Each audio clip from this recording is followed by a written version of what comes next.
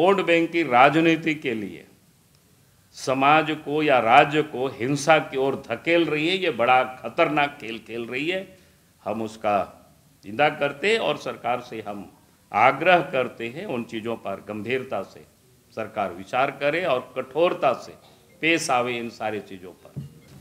साफ सब लोगों को ध्यान में होगा कि आज आप सबने अखबार में पढ़ा पलामू की घटना, खास करके पांकी की जो घटना, बड़ा ही दर्दनाक घटना है कि इस प्रकार की जो घटनाएं लगातार जो सांप्रदायिक उन्माद जो लगता है कि बढ़ रहा है, हिंसा बढ़ रहा है।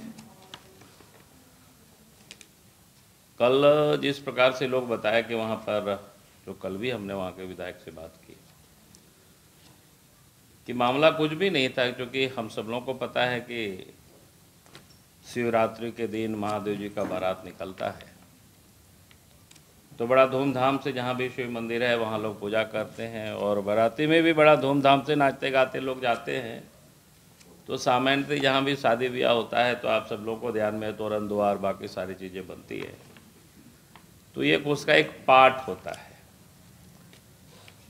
और उसी तोरण द्वार के बनाने के क्रम में जो झंझट हुआ, जो झगड़ा हुआ, फिर किसी का लोगों ने सर फोड़ दिया और उसके बाद स्वाभाविक है जो फिर हंगामा होता है और हंगामा होने के बाद जो घटनाएं आप सब लोग परिचित है। तो मैं ये कह रहा हूँ कि अचानक ये घटनाएं है ऐसा नहीं है। अगर सिलसिलेवार क्रमवार अगर देखें कि सांप्रदायिक ये जो हिंसा या उन्माद जो बढ़ रहा है वो अचानक नहीं है, ये एक बिल्कुल सुनियोजित तरीके से इस प्रकार की घटना को अंजाम भी दिया जा रहा है। और आश्चर्य ये है कि और उसमें से सरकार की ओर से कहीं ना कहीं ऐसे तत्वों को संरक्षण मिल रहा है, यानी उनके ओर से पश्वित पुलवित जिसको कह सकते हैं।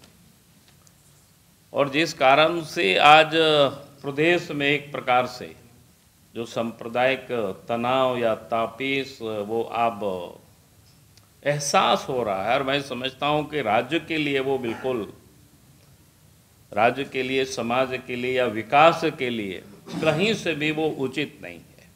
अगर इसी प्रकार की सद्भावना बिगाड़ती रही और सांप्रदायिक उन्माद फैलते रहा तो फिर राज्य एक और अंधेरे की गलियों में भटक जाएगी।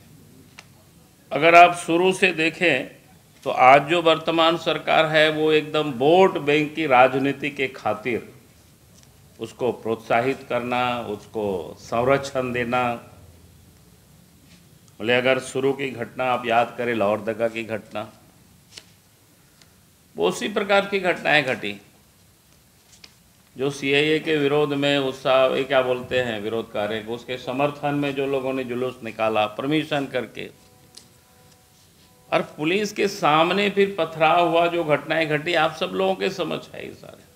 उसके बाद भी जो रिपोर्ट आया जो स्लीपर सेल बाकी वगैरह झारखंड में सक्रिय है, और फिर लेकिन सरकार की कोई कार्रवाई कहीं कोई दिखा नहीं उसका कि सरकार ने उस पर कोई कार्रवाई किया हो।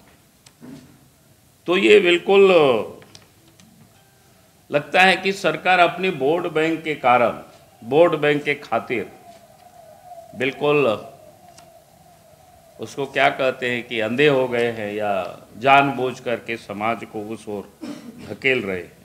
भेदभाव नहीं करना चाहिए और न्याय जो मैं बार बार कहता हूं कि भाई मानवीय दृष्टिकोण और नैसर्गिक न्याय के हिसाब से लोगों को न्याय मिलना चाहिए। कोई किसी को परेशान करे, तंग करे, चाहे वो जाति आधार पर चाहे वो मजहबी आधार पर,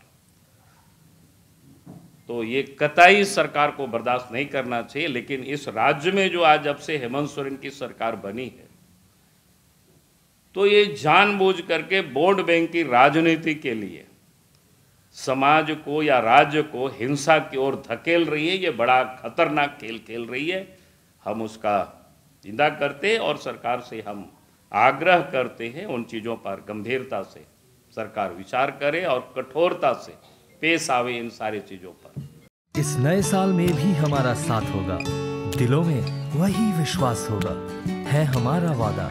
अब बनाएं इंडिया को मजबूत ज्यादा। Wish you all a very happy new year.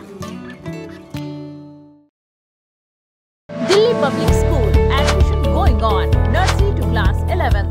CCTV से लैस क्लासरूम, अत्याधुनिक लाइब्रेरी और लैब की व्यवस्था। योग्य शिक्षक, म्यूजिक टीचर संवारेंगे आपके बच्चों का भविष्य। गर्ल्स बॉयज के लिए हॉस्टल, आरओ के जरिए पेयजल